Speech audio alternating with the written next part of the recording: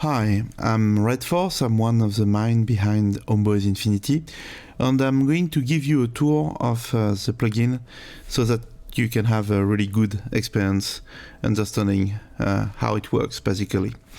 So the first thing is that you have three columns. One is a meta column, one is a DSP, and one is a modulation. The first thing you probably want to do is to check your levels. You don't want to have any clipping. So you also have a dry wet, depending if you're using it as an insert or a send, also the presets, which we'll see. And you have this little blue dot that bleeps and tell you when it detects an auto-on event for the ADSR modulation. So depending on what you want, you may want to adjust this as well. So then the first thing that you probably want to do is to browse the preset. You can obviously click the arrows, but you can also use the superb browser that we have created for you. And here you can see all the banks. You have instruction on everything really, about the banks themselves, but also the presets. And you simply double click to load a new preset. And the thing is that for each preset you will play probably with the macros because they are very potent. It often do a lot of very cool things, and you haven't really tested a preset if you have not played with those four big inviting knobs. Now let's say we want to create our own preset. We click on the new, and here are the taps. So taps are single repetition of the initial sound. So obviously there is the first one, which is kind of our dry signal for the moment. You can add taps simply by adding gain, and you can move them. Note that the time is by default on BPM. Taps are generally used to create rhythmical effect, but you can also use them in millisecond values and to create early reflection if you're making some kind of organic reverb. Taps have effects. So there is a filter, distortion, a frequency shifter, pitch, low cut and high cut to control the signal.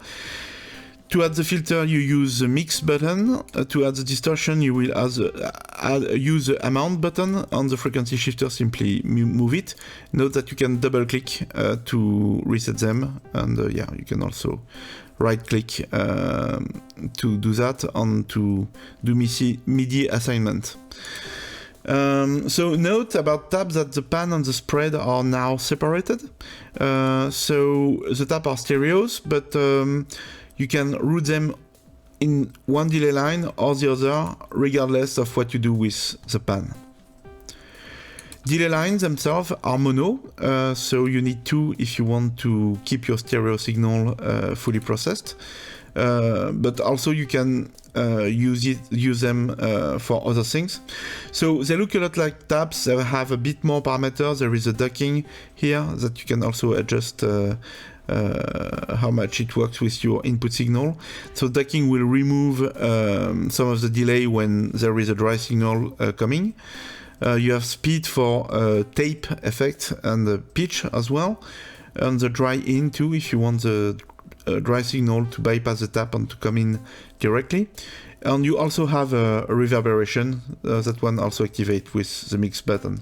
Note that the delay also route one in one another or not. You also have a spread parameter. Now, a big part of what you want to do with Ohmboyz Infinity is to modulate things. So to do this, you'll notice that you can select parameters, and depending on what you select, this will change the name on the top right, so you can see what is the selected parameter there. And you can enter value with your keyboard, which may be very useful for rhythmical value like this. And then you can modulate them. So you assign modulation like this, positive or negative. And you have a lot of options for what modulation you want, including ADSR, envelope follower, step sequencer. And you can also assign them you can also map them to macros. So macros are the big 4 buttons there. For instance, let's say you want to have the resonance controlled by a macro. It's quite easy. You just do this, and now you will see that this macro is affecting the resonance here. But you can do even cooler stuff, because for instance, let's say you want to lower the feedback when the resonance is really high. But just when it's really high. Well, then you put a negative value, maybe not too much. Now you will notice that the macro doesn't affect the feedback unless we reach the end of the course of the knob. So there are a lot of tricks with macro to be done like that. You can have all of your taps appearing one after the other, or not all at the same time. You can be very creative with that. Note that you can even modulate the parameter from a modulator. So let's say you want to modulate the mod gain in here.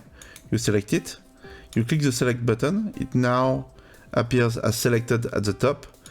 And now you can assign a selection to modulation to it, and you can see it modulated there. Finally, you can have the user manual, obviously, here. And you can contact us if there is any problem with the support button.